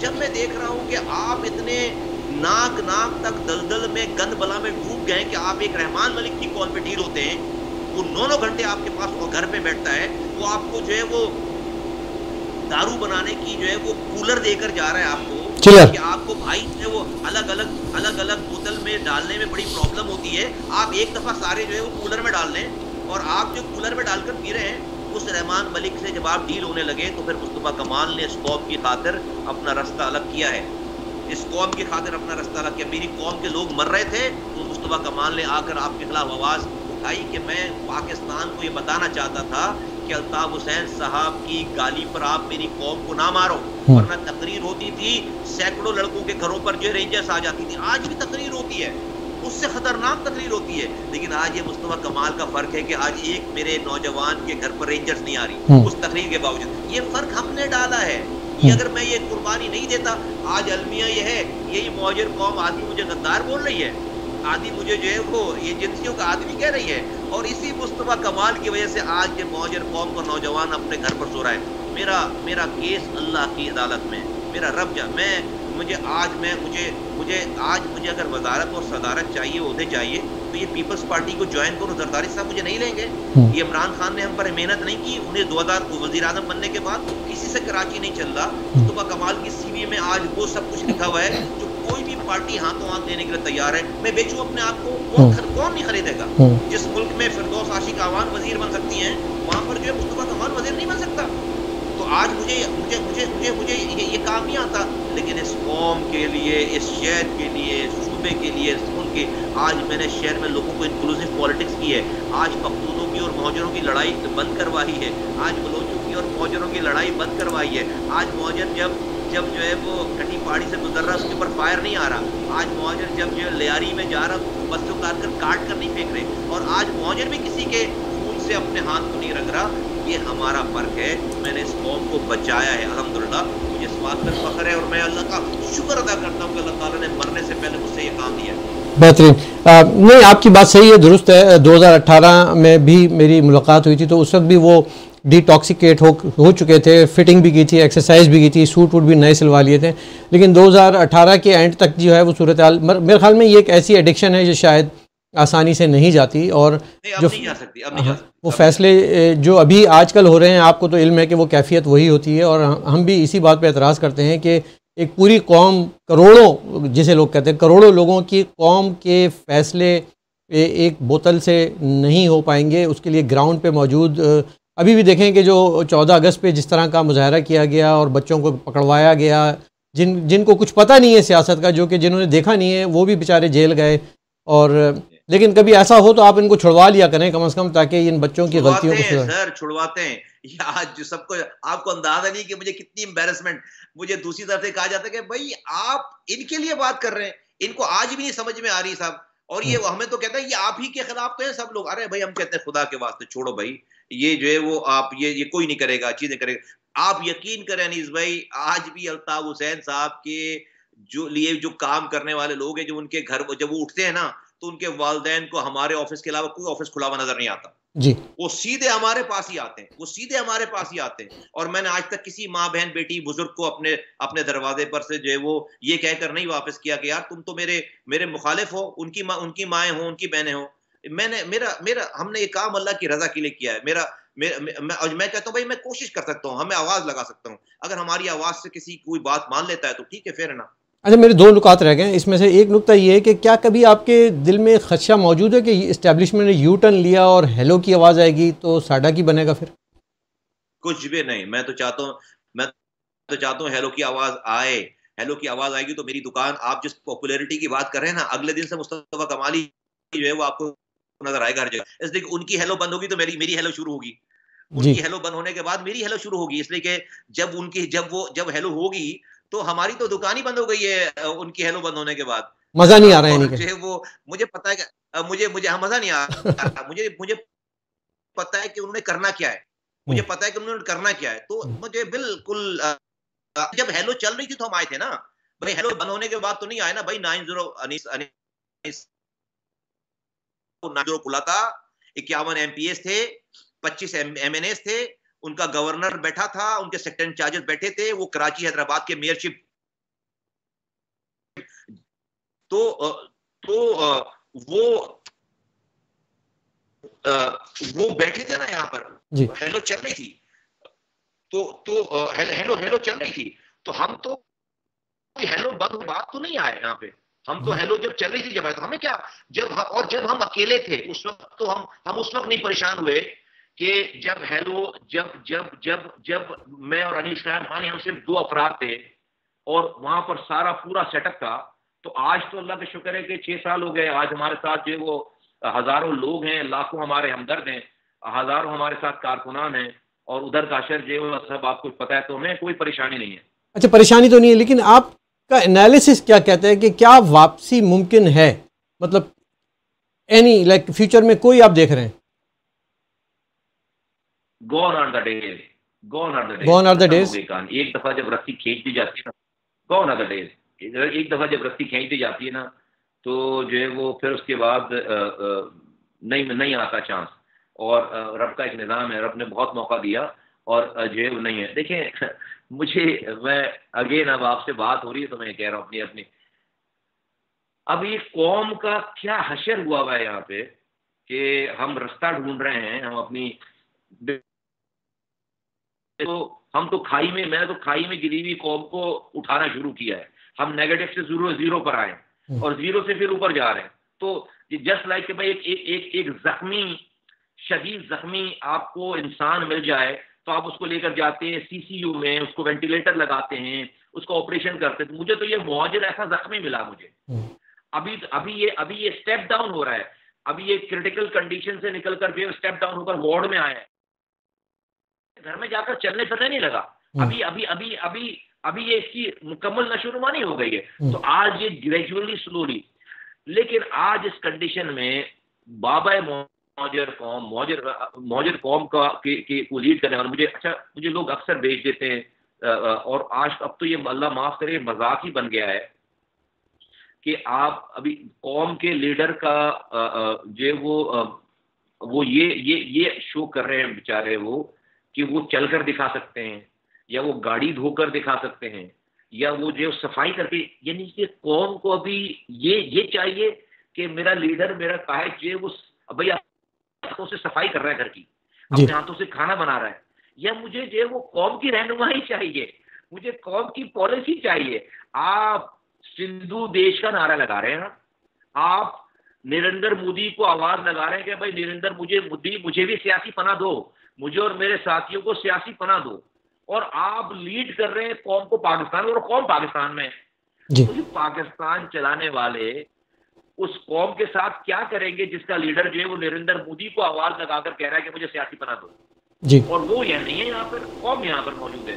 तो मैं इससे ज्यादा क्या कहूँ, मुझे अफसोस, यकीन करें, मुझे अफसोस होता है, मुझे दुख होता है कि अल्लाह ताला किसी के साथ ये भी कर सकता है कि इतने उरूज के बाद, इतनी जबरदस्त जो है वो कामयाबी देने के बाद, उरूज देने के बाद, कहां से कौन सी गलती हुई है, कहां अल्लाह ताला ने पकड़ की कि अल्लाह ताला इस मुकाम पर लेकर आए। आज भी मैं दुआ करता हूं कि अल्लाह ताला उनको मरने से पहले तौबा की तौफीक दे। हमें भी तो हमने भी तौबा की है, हम रोजाना तौबा करते हैं। अल्लाह ताला उनका अंजाम जो है वो बेहतर करे। अल्लाह ताला के पास देर है, अंधेर नहीं है। मेरी तो आज भी ये दुआ रहती है और दुआ है। अच्छा मुझे भाई, एक बड़ी मतलब मज़े का खेल सूरत हाल है जिसको मैंने भी बहुत क्लोज देखा है, और आपने तो बहुत ही ज़्यादा देखा होगा कि एक वक्त जो उरूज की हम बात कर रहे हैं, उस उरूज में जो किचन कैबिनेट हुआ करती थी, जो मुशीरान हुआ करते थे, जो एडवाइज़र्स हुआ करते थे, उसका लेवल, और आज जो वहाँ चंद 4-5 लोग जिनकी नौकरी भी लगी हुई है, जिनको कोई जॉब भी नहीं करते बेचारे, जिनको घर भी फ्री में मिला हुआ है, ग्रोसरी भी मिल जाती है, मुशायरा भी मिलता है, और उनकी जो पॉलिटिकल विजडम का लेवल है, क्या आपको अफसोस नहीं होता कि इतने बड़े लीडर को ये 4-5 लोग ऐसे चला रहे हैं जिनको शायद आप किसी यूनिट में भी ना रखें, और वो लोग जो है वो कौम के बाबा कौम के को चला रहे हैं? नहीं, मैं थोड़ी सी जो उसको रिफ्रेश कर दूं जी जितना हम जानते हैं, वो बेचारे नहीं चला रहे। बाबा कौम को ऐसे ही मुशीरान चाहिए, क्योंकि उनको जो जवाब सुनना है वो कोई आप और हमारे जैसा आदमी वो जवाब दे नहीं सकता। जी अगर आपकी शर्ट पर जो है कोई दाग होगा तो मैं कहूंगा ना कि अनीस साहब, आपकी शर्ट पे ये दाग लग गया है, इसको जरा धो लें, बाहर ना निकले इसको इस दाग के साथ। या मैं कहूंगा कि भाई आपका डिजाइन बड़ा जबरदस्त है, अनीस साहब ये जो दाग नहीं है आपका, ये आप पे बड़ा जच रहा है। या तो अगर भाई सुनना ही चाहते हैं, अगर भाई सुनना ही चाहते हैं कि मेरे दाग को दाग ना कहा जाए, उसको डिजाइन कहा जाए और उसकी तारीफ किया जाए, तो इसमें जो है वो उन मुशीरान का कसूर नहीं है। अगर वो ऐसा ना कहेंगे तो गालियां सुनेंगे। नहीं, एक बात और मैं आपसे कहना चाहता हूं यहाँ पे आपके तवज्जुह से, कि भाई मुस्तफा कमाल पे तो जो है वो ये एमक्यूएम के अल्ताफ हुसैन साहब के लोग कहते हैं कि भाई एजेंसियां लेकर आई और एजेंट है और पता नहीं क्या क्या गद्दार है। मेरा एक सवाल है, कभी सोचें इस वाली बात को कि चले भाई यहाँ पर फर्ज करें कि एजेंसियां ने ले आई होंगी, तो लंदन में एम अनवर साहब ने लंदन सेक्रेटेरिएट क्यों छोड़ दिया था मरने से पहले, इंतकाल से पहले? उनको कौन सी एजेंसी ने कहा था? तारिक मीर साहब क्यों छोड़कर चले गए? नदीम नुसरत साहब क्यों छोड़कर चले गए? वासिफ जलील साहब क्यों छोड़कर चले गए? सलीम शहजाद साहब जब जिंदा थे क्यों छोड़कर चले गए? और जो है वो तारिक जावेद साहब भी छोड़कर चले गए थे, वो तो उनको बाद में हैवी तनख्वाह के बाद में भी लेकर आया गया। और I can doctor Imran Farooq, ये तो वो लोग हैं जिनको आप जानते हैं। डॉक्टर इमरान फारूक तो चले, उनको तो शहीद ही कर दिया ना, उनको तो शहीद कर दिया, उनको मार दिया। मैं तो उसके बाद की बात कर रहा हूँ, जब मुस्तफा कमाल 2016 में आए हैं यहाँ पर, तो उस मुस्तफा कमाल जब आए थे तो भाई नदीम नुसरत साहब वहां पर लंदन में थे ना मौजूद, अनवर साहब मौजूद थे ना, तारिक मीर साहब मौजूद थे ना, सलीम शहजाद साहब मौजूद थे, वासिफ जलील साहब मौजूद थे। तो ये सब लोग क्यों छोड़कर चले गए? उनको भी एजेंसियों ने जो है वो वहां पर एजेंसियों ने उनको जो है वो कहा कि ये छोड़कर चले जाओ। लंदन में तो उनको कोई एजेंसी नहीं कह रही होगी। ये एक दफा जब सच आ गया तो आप यकीन करें, आज ये जो एमक्यूएम यहाँ बैठी है ना, ये भी जब अपने घरों में अपने दोस्तों में बैठते हैं तो कहते हैं मुस्तफा कमाल बात ठीक कर रहा है, हम किसकी तरह जाकर बात सच बोल सके, कर नहीं सकते। ये अपनी महफिलों में ये बोलते हैं कि मुस्तफा कमाल जो बात कर रहा है, जो मुझे गद्दार भी बोलते हैं ना, वो भी कहते हैं कि मुस्तफा कमाल बात ठीक कर रहा है। लेकिन हम में इतना दम नहीं है क्या मुस्तफा कमाल की तरह जो है वो जाकर ये वाली बात कर सकें। तो बस जस्ट फॉर योर, आपके सुनने वाले देखने वालों के लिए, कि भाई कभी सोचे तो कि भाई लंदन से लोग क्यों छोड़कर चले गए जी, नदीम नुसरत साहब क्यों छोड़कर चले गए, तारिक मीर साहब क्यों छोड़कर चले गए? ये तो भाई वो पिलर्स थे ना, ये जो लोग आप, ये तो पिलर्स थे, ये तो एमक्यूएम के वहां पर पिलर्स थे ना। एम अनवर, तारिक मीर साहब भाई पिलर्स थे, आपकी पूरी दुनिया की इंटरनेशनल एस्टेब्लिशमेंट को वो डील कर रहे थे। नदीम नुसरत साहब जो वो कन्वीनर थे, पिलर थे। वासिफ जलील साहब राब्ता कमेटी के मेंबर। तो ये तो सब पिलर्स थे वहां पर, ये क्यों छोड़कर चले गए? वहां पर इनको किसने जो है वो किस एजेंसी ने कहा? तो सब लोगों को पता था कि क्या गलत हो रहा है, सब लोगों को पता था कि जो है वो मुस्तफा कमाल सही कह रहे। सब लोगों ने जब देखा कि जब हाँ कोई एक दफा बात हो गई, और तो फिर उसके बाद उनकी उन तमाम खराफात को बर्दाश्त करने की जिसके पास जो किरदार था, जो कैरेक्टर वाले लोग थे, उनको जब भी पहला मौका मिला उन्होंने जो है किरार कशी इख्तियार कर ली। इमरान फारूक साहब भी काफ़ी इख्तलाफ रखते थे, तो उनको उनकी शहादत के पीछे आप किसको देखते हैं, किसका हाथ है? इल्ज़ाम इस्टेब्लिशमेंट पर लगाते हैं, जबकि ये तो लंदन में वाक़या हुआ। नहीं, कौन सी एस्टेब्लिशमेंट जो है वो मैंने तो ये कहा है ना कि कौन सी एस्टेब्लिशमेंट पे इल्ज़ाम लगाते हैं? अपने साथ के बेचारे जो उनके उनके उनके एम्प्लॉइज हैं, उनके सामने बैठकर वो बोल सकते होंगे। तो मैं अगर किसी एस्टेब्लिशमेंट ने किया है तो लंदन में तो अदालतें आज़ाद है ना अनीस भाई, लंदन में तो अदालतें आज़ाद हैं। कायदे तहरीक साहब जो है वो बाबा मुहाजिर कौम, उनके कन्वीनर को किसी ने कत्ल कर दिया बकौल उनके, अगर उन्होंने नहीं करवाया है, किया है, सब कुछ खुली गई सारी बात, सबके सामने है सारा मसला अब तो। लेकिन अगर वो ये बात कहते हैं तो मैं पहले भी कह चुका हूँ कि वो लंदन की अदालत में जाएं और एक पिटीशन लगाएं, उनके पास बहुत पैसे हैं, बहुत सारे पाउंड हैं। वो कहें कि भाई इस सॉइल पे, इस लंदन की ज़मीन पर मेरे राइट हैंड आदमी, मेरे साथ 40 साल गुजारने वाले आदमी का कत्ल हुआ है, मुझे उन कातिलों के मास्टरमाइंड का, मुझे उन कातिलों का पता निकाल कर दो। जिस भी एजेंसी ने दुनिया ने काम किया होगा उसका निकाल कर दो। लंदन में तो अदालतें आज़ाद हैं, लंदन में तो पुलिस आज़ाद है, उसको तो किसी की कॉल नहीं आएगी, कर लेना ये वाला काम। आपका सबसे नंबर 1 आदमी इसलिए नहीं करेंगे कभी भी कि सारे सुराग और सारे रास्ते जो है वो आपके घर तक आ जाएंगे, आपके घर पर आ जाएंगे सारी चीजें। आप आपके हाथों में, आपके हाथ इस खून में रंगे हुए नजर आएंगे। देखिए बड़ी अजीब बात है, लोग सोचते नहीं इस वाली बात को कि 35 साल 40 साल जिस आदमी पर इन्वेस्टमेंट की, उसको अगर कोई स्टेब्लिशमेंट मार देती, कोई दूसरी पार्टी मार देती, कोई एएनपी मार देती, कोई पीटीआई मार देती, कोई पीपल्स पार्टी मार देती, तो आज कराची में, पाकिस्तान में खून की नदियां बह जाती। 40 साल जिस जिस मौजरों ने लीडर बनाया, पैरेलल लीडर बनाया, लोग बनाए, आपने अपने हाथों से नशे में धुत जो वो किसी को कह दिया और आपने अपने हाथों से उसको जो उसकी उसकी उसकी जान ले ली। तो ये बाबा मौजर कौम है, अपने बच्चे खाने वाले, अपने लोग खाने वाले। अजीम अहमद तारिक को जो है वो एएनपी ने मार दिया था, जमात इस्लामी ने मार दिया था, पीपल्स पार्टी ने मार दिया था। तो ये तो हिस्ट्री रही है पूरी सारी, ये तो हिस्ट्री रही है सारी पूरी। अब जो भी किरदार वाला है, जो भी सही को सही गलत को गलत कहेगा, बस उसकी जान को खतरा है। ये तो हमने देखा है, जो लोग एमक्यूएम को जानते हैं वो सबको हाँ हम भी कसूरवार हैं भाई। आप ये कहेंगे पलट कर यार तो भाई मुस्तफा कमाल साहब आप जो फिर 30 साल क्या करते रहे, 25 साल क्या करते रहे, भाई गुनहगार हैं।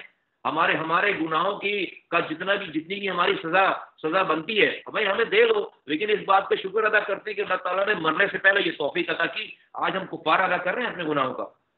बिल्कुल। हमारी जो इतलात हैं बाहर वो यही हैं कि ये मुकदमा अभी चल रहा है और ये वो मुकदमा है कि जिसमें शायद बचने के इम्कानात नहीं हैं और बस फैसले का इंतज़ार हो रहा है और हम देखते हैं क्या होता है। आखिर में अगर आप कुछ इलेक्शन के हवाले से अपने वोटर्स को कुछ कहना चाहें तो प्लीज़ गो अहेड। जी मैं तमाम सुनने वाले देखने वालों को कहूँगा कि मुस्तफा कमाल का ये काम, ये जो आज ये सियासत है, ये रोजी रोटी नहीं है इसकी। 300 अरब रुपए मेरे हाथों से खर्च हुए और आज मेरा दुश्मन भी मुझ पर 30,000 करोड़ बनते हैं, मुझ पर 1 रुपये भी चोरी और हराम कमाने का इल्ज़ाम नहीं लगा सकता।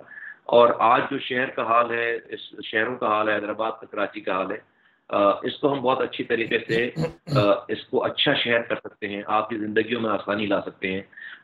मैं कोई भी गलत रास्ता इख्तियार नहीं करूँगा इस मैंडेट को चुराने के लिए या छीनने के लिए, क्योंकि मेरे लिए ये बेड ऑफ रोजेज नहीं है। तो मैं आपको कहता हूँ कि आप अपने बच्चों के कातिल खुद ना बने। अगर आप अपने सही फैसले नहीं करेंगे तो कसूरवार कोई और नहीं है। फिर आप अगर नालों में पूरी फैमिली के साथ गिरकर मर रहे हैं तो फिर कसूरवार वो नालों को खुला छोड़ने वाला या हराम रिश्वत में कमाने वाला नहीं है, बल्कि वो कसूरवार है जिसने उस हराम खाने वाले को वोट देकर उस जगह पे बिठाया है जिसकी वजह से आपकी जान जा रही है। फिर कसूरवार वो है। तो एक मौका आया है और मौका आ रहा है, सबको आजमा लिया गया है। और मैं समझता हूँ कि पाकिस्तान ज़मीन पार्टी के अलावा कराची और हैदराबाद और सिंध के लोगों के पास और अर्बन सेंटर वालों के पास आज कम से कम कोई और हल नहीं है, कोई और ऑप्शन नहीं है। तो एक दफ़ा हमें एतमाद दें, एक दफ़ा हमें चौकीदारी दें शहर की, और हम ठीक कर देंगे इंशाअल्लाह ताला तमाम चीज़ों को। जी बहुत बहुत शुक्रिया। हम चाहेंगे कि आप गाहे बगाहे इसी तरह से मुख्तलिफ फोरम पे ज़रूर तशरीफ़ लाएँ, क्योंकि ये फ्री है, इसमें आपको डॉलर वॉलर नहीं देने पड़ रहे। अगरचे आपने मुझसे लिफाफे का वादा किया हुआ है, लेकिन चले वो पता नहीं मिले ना मिले। और अनीस को कभी लिफाफा नहीं मिलता, वो मोहब्बत में ही आता है। आपको इल्म है बात, चाहे वो अनीस कायम खानी हो या Anees Farooqui. So nice of you Anees साहब, बड़ी मेहरबानी। और ना आप लिफाफे लेने वाले हैं और ना हम लिफाफे देने वाले हैं। और आपका अल्लाह ताला आपका ये जो हिस्सा है इस कार्य खैर में, अल्लाह ताला इसे कबूल करे। और आप जब भी आवाज़ लगाएंगे जैसा कॉल अवे, इंशाअल्लाह ताला जो है वो आपसे गुफ्तगू रहेगी, बात रहेगी। और आपके पास मैं आपको और आपके सुनने वालों को कहता हूँ कि भाई कोई भी इख्तिलाफ है मुस्तफा कमाल से, बिल्कुल मुझे लाइन हाजिर करो और मुझसे सवाल करो। अगर मेरी गलती होगी, मुझे जुर्रत है कि मैं बोलूँगा हाँ ये मेरी गलती है, मैं माफ़ी चाहता हूँ, मुझे माफ़ करो। लेकिन अगर गलती नहीं होगी तो मैं आप सच आपको उसका जवाब भी दूंगा और आपको उसकी वजूहात भी बताऊंगा। अल्लाह का शुक्र है कि जो है वो हम तमाम इन बातों में ना तो झूठ बोल रहे हैं और ना तो हमने किसी और एजेंडे पे ये काम किया है। आज भी इस कौम के लिए, इस मुल्क के लिए, इस शहर के लिए और अपनी कम्युनिटी के लिए हमने अपनी तमाम जिंदगियों को दांव पर लगाकर हम ये सारी जद्दोजहद कर रहे हैं। और आई होप कि अल्लाह ताला आपके दिलों में हमारी बात डाले। बहुत शुक्रिया, बहुत शुक्रिया, बहुत शुक्रिया। व्यूअर्स, ये थे पाक सरजमीन पार्टी के मुस्तफ़ा कमाल साहब। और देखिए, माजी है, माजी हो चुका, पुलों के नीचे से बहुत सा पानी गुजर चुका, कुछ चीज़ें इरिवर्सिबल होती हैं जो कि मुश्किल होता है। हमें अपनी आइंदा की नस्लों का, आगे के मुस्तकबिल का, शहर के फ्यूचर का सोचना है। अगर आप भी यही सोच रहे हैं तो जो मारूजी हालात हैं, जो ग्राउंड रियलिटीज़ हैं, उसको मद्देनज़र रखते हुए अपने अपने फ़ैसले कीजिए। इलेक्शन में जब जाएं तो अब वो जो जिस मोमेंट में हम फ्रीज़ हो गए हैं, जिस तराने पे आप फ्रीज़ हो चुके हैं, उससे मेल्ट हों और जो गर्मी है, आज की हिद्दत है, जो सियासी हिद्दत है, उसको जांचते हुए अपने फ़ैसले करें, क्योंकि इन्हीं फ़ैसलों की बुनियाद पे आपकी आइंदा की नस्लों का दारोमदार होगा, इस शहर का दारोमदार होगा। प्राइम टाइम कैपिटल टीवी देखने का बहुत बहुत शुक्रिया। अनीस फारूकी का प्रोग्राम यहीं तक था। इजाज़त दीजिएगा। अल्लाह हाफ़िज़। तेजी से बदलते मुल्की और आलमी हालात हाज़रा पर चुपता हुआ तबसरा, तल्ख हक़ाइक़ का बेबाक तज्ज़िया और अंदर की खबर बाहर की दुनिया के माहिरीन की ज़बानी।